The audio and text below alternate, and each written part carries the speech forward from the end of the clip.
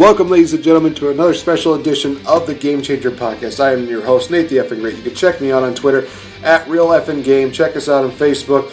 All the great podcast mediums that we could mention right here. Just this will fill in the blank right now. And I'm being joined here, as always, by the lovely VictoriBelle. How's it going today? It's good. We're actually in person. It's one of those few times in the year we actually get to do something like this in person. And it's great being back here in Chicago again. I did post something last night when I was talking about wandering around seeing the Allstate Arena where a lot of the great wrestling shows have gone on.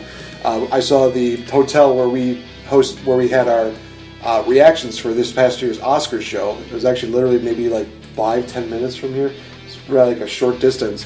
Just a lot of really great memories here, and unfortunately, guys, we're not going to be talking about those memories on this episode. We could, but this time around, we're going to be talking more about some of the things that have been going on in the news.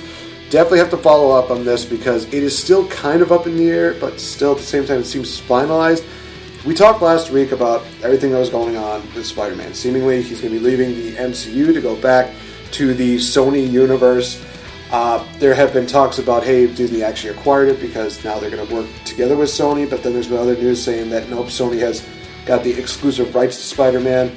But a couple of things that have come out of this is that Tom Holland, he actually went on social media to basically say that, no matter where Spider-Man goes, he's more than willing to, be a part of it, which definitely tells you that regardless, Tom Holland is still going to be our Spider-Man for the next deal. And I will say this, it is still one of those situations that is still very, very fuzzy. It's still very out there. There's some people who are saying, no, it's finalized, but there's still a lot of places that are like, not quite. I think they're still negotiating it.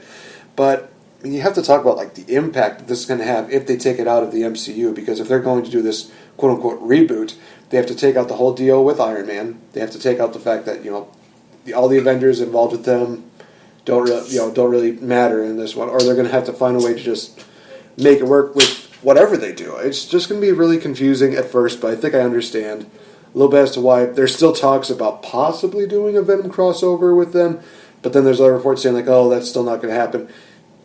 You can't have a Spider-Man universe without Venom involved, and that's one of the reasons why I'm so thankful we got the Venom movie. But at the same time, if we don't get that Venom and Spider-Man crossover, it seems like kind of a waste in a weird way. I mean, even the Venom movie itself, it was not a bad movie at all. In any, I have seen worse. I really enjoyed it. I thought it had humor, it had action, it had some drama. But it didn't have Spider-Man, and I'm going to be honest, that takes away a little bit from Venom's character. Yeah, I think we talked about this, that one of the things that kind of stood out to us was the fact that, Venom, he had that white spider on his chest or on his back just to kind of symbolize that, hey, he went through Spider-Man before going to Eddie Brock. And not having that there, it's a little bit different, a little bit weird, but at the same time, we still got Venom. We still got Venom the way we kind of wanted him to be. He definitely was a lot more graphic than I was imagining him to be. So people were saying, no, he's toned down. It's like, they literally showed him munching on a dude's head. Don't give me that. There is no way you're going to tell me that was toned down. Yeah, I think it's just a really interesting. I don't like the fact that in general they're splitting a universe in half, having two different owners of these universes. Just kind of stinks for the fans.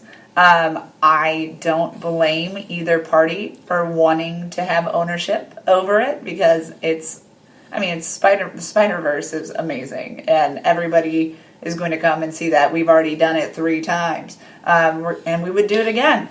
I was about to say technically 4 if you include Spider-Man into the Spider-Verse. I would even I wouldn't mind if they co-owned Spider-Man and had him in 2 separate universes. I wouldn't care, just as long as I get the Spider-Verse true to Spider-Verse and Marvel staying how it was. I don't think they need to have a single owner. I think that would be the best way for us to enjoy this Spider-Verse dilemma is have Spider-Man and everything. You own him, they own him. We're going to go see it. You're both going to make money. It's going to be funny because Disney's going to translate that as, so what you're saying is we should just buy Sony completely. It's like, you just... They can't. Sony's huge. PS4, PlayStation is through Sony. Sony's huge. But in general, I don't think Disney could. I mean, they would have potential to being able to do it, but I don't think they could. They would try, though. You know they would try. They could try. I don't want that. I like having different owners of things because it gives us a different viewpoint. No, exactly right. So I don't mind them having separate owners. But like I said, let's co-own, let's split this. And if we don't have Tom Holland in both, that would be fine. I don't think he should be in both if we split it. We should have two separate ideas and ideals of Spider-Man. Maybe in the Spider-Verse, we do have Miles Morales as our Spider-Man. There you go. I mean, honestly, if they even wanted to, they could probably technically still bring one of the Spider-Mans back. I think Andrew Garfield probably would still be one of those options. They could still bring it out. And I think people might actually be more than inviting for the fact of bringing back, the Amazing Spider-Man. Maybe don't do a really stupid cliffhanger like they did in Amazing Spider-Man 2, which I've argued is one of the worst things I've ever seen in my entire life, but fight me on that. There's possibilities that they can do that. Like you said, they can share that. They can have Tom Holland in the MCU. Yeah. They can have a different Spider-Man in this one. They've exonerated and then we get the best of both worlds. Yeah, they've exonerated the fact that there are different Spider-Man universes in this deal with Into the Spider-Verse. So why not explore that more? Maybe it's not the Spider-Man that we know and love. Maybe it's one of the different Spider-Mans from the different universes. Just give us something. Give us something different. Yeah, don't just give us the same repetition. Yeah, you heard it here first. We want two different Spider-Mans. We're down to split him. Yeah, all right, I'm definitely down for that. Another thing that was actually brought into the news that I kind of liked was the fact that they've been doing all these reboots and stuff like that. Another one that was a reboot is Blue's Clues and You. A lot of people might remember Blue's Clues when they were a kid. The stories of Steve and his little blue dog. They go around. They basically are trying to solve hey, what does Blue want to do today? What does she want to eat today? And all these kind of deals. It's kind of like a mystery deal. Then they of course went on to have Joe be there, which I think was probably like a moderate success. Probably not as successful as what was Steve, because Steve was definitely one of those guys that he was like the Mr. Rogers of honestly the Nickelodeon, the Nick Jr. Deal where he just hit so many people so well, and he definitely was one of those guys that was irreplaceable. You couldn't just have somebody else come in and be like, oh, hey, I could do the same thing. No, there's just that connection that's there for it. So now they're doing this, third transition here with Blue's Clues and You. It's completely different host, completely different that. But what's really cool about this is that they actually do introduce not only the host, but they also bring in Blue. Basically, there's a scene on YouTube where they're showing what's happening in the first episode. It's like, what does Blue, want? What is going on? And he breaks out this notebook and cell phone deal, which honestly was kind of funny. And the way he delivered it was actually kind of hilarious too. It was like, handy dandy notebook. Oh, it also works as a cell phone. Notebook, cell phone. Notebook, cell phone.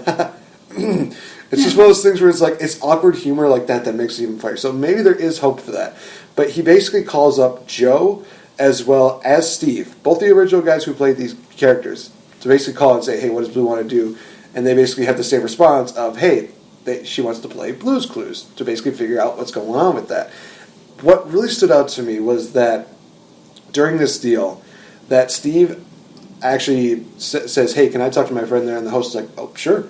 So we get kind of this deal where Steve is almost, in a way, passing the torch to this new host, just saying hey, can you help him out? Can you help him figure out what Blue wants and everything like that? It's kind of one of those things. It's very minuscule, very minor, but at the same time, it's definitely one of those things where it's hey, I understand it's not me, it's not Joe, but can you still help out this guy? Can you at least still enjoy the fact Blue's Clues is still here? It's just one of those minor things that you kind of look at and think it's actually really cool that he does something like this. So it was kind of a nice little detail that they put in that. That's in the first episode too. So one of the few times we actually see a literal passing of the torch, unlike so many other places where they've not exactly done that. I mean, we've seen those pictures of Avengers getting passed a lightsaber down by Star Wars, saying, "Hey, you hold the record for this," or something like this with Avatar, where they do the same thing. But we never really kind of get the visualization of them basically saying "Hey, you've earned this spot. You deserve this spot. Definitely, take this ball and run with it." So yeah, that's cute. I mean, I feel like. I mean, I don't really it's Blue's Clues. I'm not gonna watch it. I don't have children, but it's cute that they decided to bring it back. I kind of frowned on the fact that they have a cell phone on it because I would like them to keep with the notepad and try to get kids off of these devices. I think that that's a huge thing that's causing more ADD and everything. But that's a totally another topic that we could talk about a lot because it's a problem. But yeah, I think Blue's Clues is cute. They're obviously just either running out of ideas or trying to bring things back, but I think it's funny. Dora's back, kind of. I guess there was a movie. I wouldn't know how it went. I guess it's like Dora the Explorer and Lost World or something like that. Lost City or Golden City or something like that. Yeah, something like that. But apparently, from what I've heard, it actually is a lot better than what it seems like on the trailers. Like, obviously... Is it out? It is out right now. So that might be something that I will probably want to kind of look... Because my friend Max actually recommended that, at least watch it once. Because there were a couple of points where it gets to be awkward, but also has that kind of humor that you would expect from this kind of movie. So it definitely does have some high points to it. Interesting. But yeah, if we're talking Nickelodeon, though, I do actually have a point I could put in that some people might relish from like more of our time. Right. Versus Nick Jr. It's Nickelodeon. So I actually watched the Invader Zim movie that is out on Netflix. Oh, that's right. That was interesting and hilarious. I definitely didn't want to do it sober because nobody Invader Zim's sober. And sober meaning whatever you want it to mean, y'all. Invader Zim. So it was great. It was hilarious. It started like very anime, and then it's like Dib, who is the guy who's always against Zim, trying to protect the world. Like, he's been just sitting in his chair in his room, and he like got acne and got really heavy and couldn't move out of his chair. And it's just interesting. It's funny. They really played it off good. And Zim has, like, these past years apparently has just been in a toilet bowl, like spinning in a circle. And he's like, wait, you've been in a toilet this whole time? And he's like, well, yeah, I've been thinking. So, like, it's just really funny. It's cute. It's stupid. Gurr is in there. Doom, doom, doom, doom. So if anyone's interested in, like, kind of having a throwback from Nickelodeon come back into your life, I would recommend the new Netflix movie Invader Zim. I think Invader Zim ended too soon, and we all were kind of like, what is going on? It was a little too much, I think, for Nickelodeon, so I'm glad Netflix has picked it up. Well, the other thing that Netflix had was the Rocko's Modern Life movie, Static Cling. I've gotten the chance to watch the first, I want to say, 20 minutes of it, I would say, and honestly, it's very entertaining so far. It definitely does capture that captivating Rocko's Modern Life, feel that you had. Definitely introduces the whole modern life deal. It definitely does. Pun intended, I guess. Yeah. But it's one of those movies that I've kind of watched and I'm thinking to myself, this is kind of what I do remember. The kind of crazy antics that you would see from Rocko, from Heifer, from some of these other characters. It's definitely one of those things I'd recommend. I haven't gotten a chance to watch it fully, so I can't fully say it's absolutely the best thing ever, or say it's the worst thing ever. So until I can do that, got to kind of lay off edges of that. But so far it's been really good. Interesting, though. Netflix and Nickelodeon must have a new deal then if they're doing all these things. I haven't seen it pop up, but that's something I would like to look into. That's probably something we'll have to go to the search engine for. Yeah, Netflix and Disney kind of had a falling out, so why not go for another platform that let's bring the 90s babies back in? That's their target. We're the target right now. Everything that we loved is coming back because they're like, how do we entertain these guys? Oh, let's bring throwbacks, and it's working. It definitely is. It's one of those things where a lot of people have been saying, Netflix is going to die, especially with this whole Disney Plus deal that will be taking place in a few months. I still don't believe that's going to happen. I do believe that there's going to be some competition between the two of them. I can't really say healthy because, Disney basically saying, hey, we're taking all our stuff back. Kind of a shot. But like you said, basically they were found a way to be able to pick themselves up and be like, okay, we can't use Disney anymore. What is something else that we can kind of bring the audiences in? Whether it's original content that they've been creating with Stranger Things, 13 Reasons Why, all these other things, or bringing in something that people might want to see, like Rocko's Modern Life, Invader Zim. And they've been talking about the Avatar live action. We talked about that before, and I mean, hopefully it's a better one than the... Oh, it has to be. 'Cause there's no going worse than that. Well, I think the only thing we need to ensure is don't have...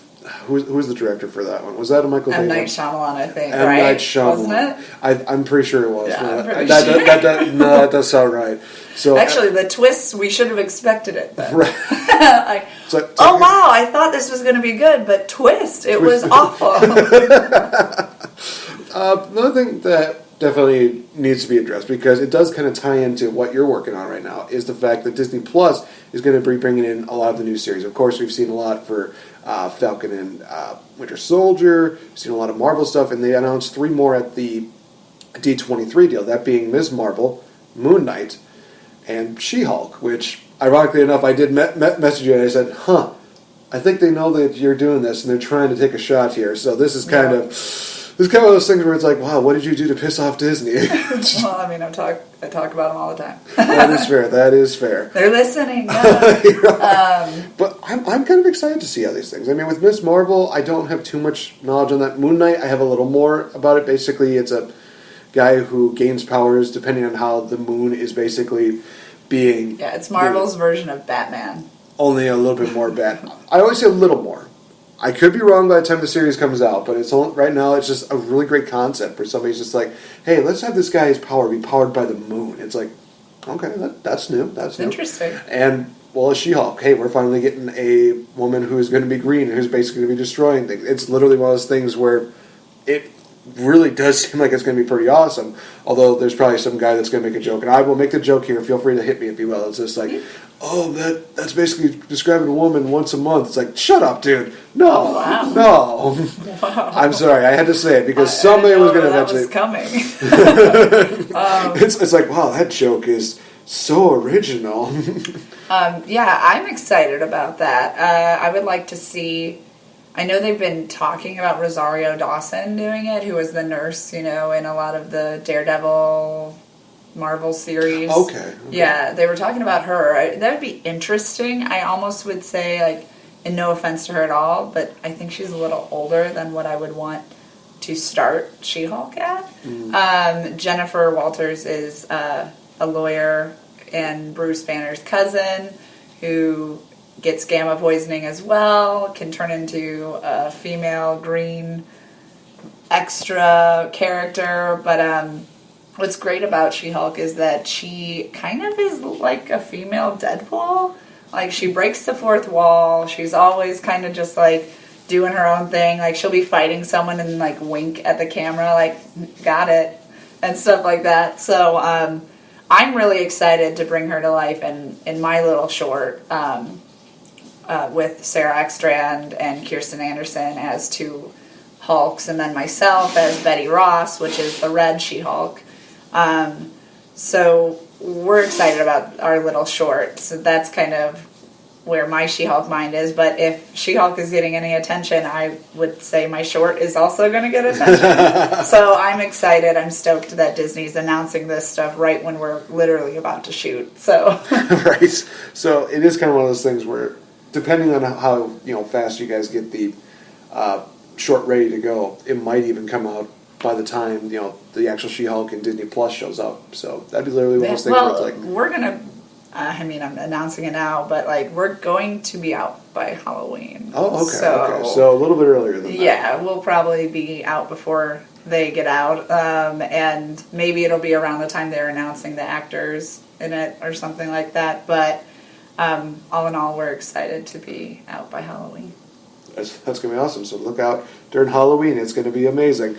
The other thing definitely wanted to discuss was the D23 trailer that came out for Star Wars Rise of the Skywalker. Honestly, I love the fact that they did a nice little tribute to everything that they went through at the beginning of it. It definitely is one of those things where it's like, it's all culminating to this movie. They're making it into a deal where it's like, everything that is going to be coming to an end with this movie, which in all honesty, I'm really sad to see if that is the case. But at the same time, it is one of those situations where it's like, hey, now we get to move on to possibly the next generation, or maybe it's going to go into a different deal where they focus more on the spin-offs, like, the Boba Fett one that they've talked about for so long. They have an Obi-Wan Kenobi series featuring our boy Ewan McGregor. Woo! Going to be featured on the Disney Plus deal, so I'm looking forward to that, looking to see how that goes through. I'm very surprised that he's going to be doing it with all the movies that he has been in as of late, including Dr. Sleep, which will be coming out later on this year. Basically the sequel to The Shining, so that's going to be one of those things. Oh, yes. If you've seen the trailer for it, you guys, you know how excited I am for that. There's a lot of other friends that are just super psyched for it. It just looks absolutely amazing. Sounds really creepy. Well, I mean, they do mention red rum in the movie, so whatever. That's minor. Maybe. Probably not.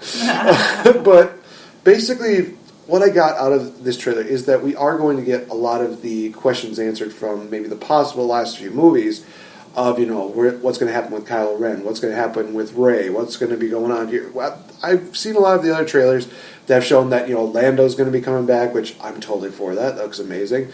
A lot of really great visuals in there, just showing, like, the Rebel Alliance, they're appearing. And then there's this thunderstorm where we have, like, this huge line of Star Destroyers. And it just gets dark. You see a lightning bolt, and it just shows the line of those Star Destroyers. I loved that. I thought that was, like, one of those moments where it's like, okay, they're literally taking everything to the Rebel Alliance. They're literally taking everything they got to ensure that this is done. So it's literally going to be a situation where, is this finally the end of the Rebel Alliance? Is this the end for the, oh gosh, I don't know what they even call it. They call it the Empire, and then they call it a different, like the New Order or something like that, with the newer movies. I don't know exactly what it was. It's just one of those things where it's like, you just keep it the way it is. Don't change it too much. It just makes it that much more complicated. But no, I'm really looking forward to this. And there's also talks about theories, I should say, about what basically the end of the trailer shows, which shows Rey with like this double lightsaber where it shows almost like she's holding it there, and then she can spring it to make it look like a double lightsaber like Darth Maul. Maybe that gives us a hint on where she came from. But some people have said maybe it's a dream sequence, maybe it's something else. Who knows at this point? But it's another one of those things where I look at this and I think it's so nostalgic, it's so well done that it makes me very excited for this movie. And I know a lot of people are definitely watered down about this movie after Last Jedi, and probably even after Solo, because that came out, I want to say maybe a few months after Last Jedi took place. Yeah. So some people are probably burnt out by it, but they were thinking, like, well, maybe they're not going to be so burnt out now because of the fact that, hey, we've given them a little over a year to recover from Star Wars, so they've learned from our mistakes. You have to recover. That's not a good thing. No, I definitely agree with that. But for me as a Star Wars fan, I'm looking forward to it, but I know that we talked about this before the show, and you definitely said that after Last Jedi, it's just one of those movies that now it's just like, nah. Well, yeah, I just don't care about the characters. Like I said, the characters I cared about are gone. They're done. Stop connecting them. Like, go. I hope this is the end. That would be great. End this. Let's start the spin-off series, because I would rather focus on Darth Maul and his stuff, because Darth Maul was cool as F. Like, that was an awesome character, and I would follow that. Like, let's go to the dark side. Let's follow the dark side for a little while. How fun is that? That would be so much more fun than, like, going another light side story, because we've always just been following the light side and ending up, oh, there's the dark side. Oh, gosh, here they are again, guys. Oh, no. But I would just like spin-off stories. I think that would be a lot more beneficial to the Star Wars universe. Give us one or two characters we know pop up for the little, like, oh my gosh, we know him. Right. But stop it. Like Skywalker, okay, they died. Cool. It's dead. People are dead. There are other characters, like you're saying, is that can really carry a story, and I think you're definitely right. Having a Darth Maul origin story would be amazing, because we have been focused more on the light side of things. Some people might say, well, technically, they focus more on the dark side of things in the prequels. I disagree, because I've gone on record to say that the second one, Attack of the Clones, is by far the worst movie I've seen of the anthology, or the what do they want to call it, the crazy amount of movies that they put into this. Right.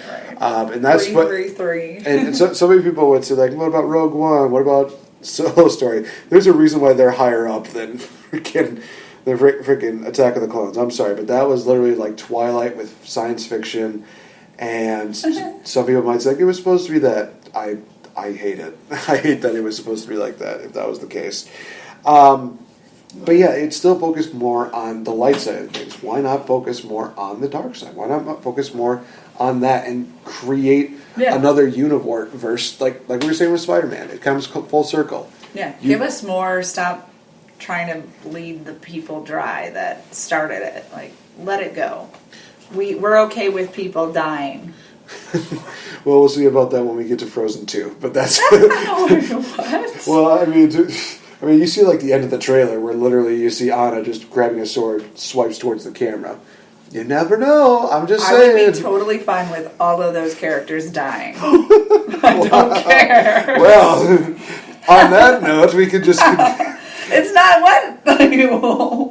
Where's this loyalty to Frozen coming from? It was a good movie. Cool. If they die, okay. They're fictional.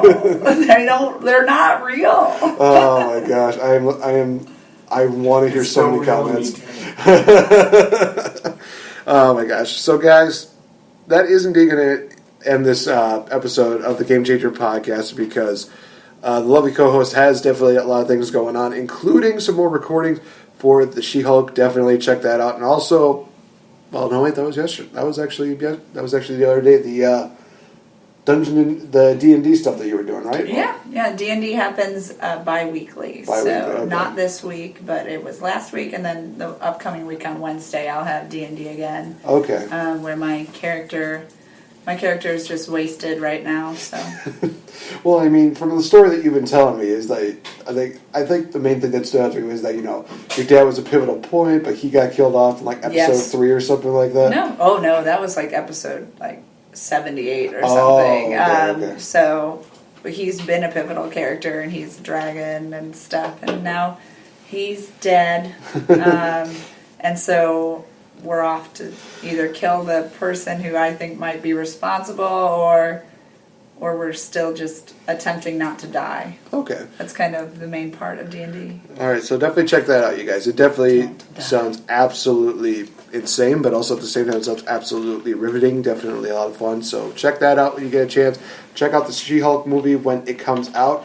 Definitely need to shout out to our good friends over at Project X Amazon, because she's a part of this, as well as the one and only charismatic Mr. Rob Fury, also who I'm looking forward to hopefully seeing doing some shows in Wisconsin. I'm not going to lie, that just seems like a lot of craziness for him to basically say, like, oh, I'm looking forward to wrestling in Wisconsin. I'm like, oh, this will be really good. If he can take on some of the guys that I literally would want him to face, that would just be absolutely amazing. It would be fun. That would be. But that's just something that we'll have to wait and see. Who knows at this point. So with that, definitely check out Victory Bell on her Facebook fan page. Just be sure to give a like, give a comment, be nice about it. Like I've said before, I'll say it again. Mm-hmm. Definitely check us out on so many great social media platforms, as well as podcasting platforms. I can list them all, but it's just absolutely insane. So, guys, I'm here with my good friend Dusty Dave, who hopefully will be on a future show, but we'll definitely see. Everyone. He will be a part of not only the prediction show, but also the Aftermath show for All Out. We're actually going to be going to StarCast pretty soon, so definitely be sure to check out our social medias, because we're going to have pictures and stuff like that uploaded. It's going to be absolutely fantastic. For Victory Bell, I've been NateFNGreat. This has been the Game Changer podcast. We're here to make a change. It happens one day at a time. So thank you guys so much. We'll talk to you guys in the next episode. Adios. Bye-bye.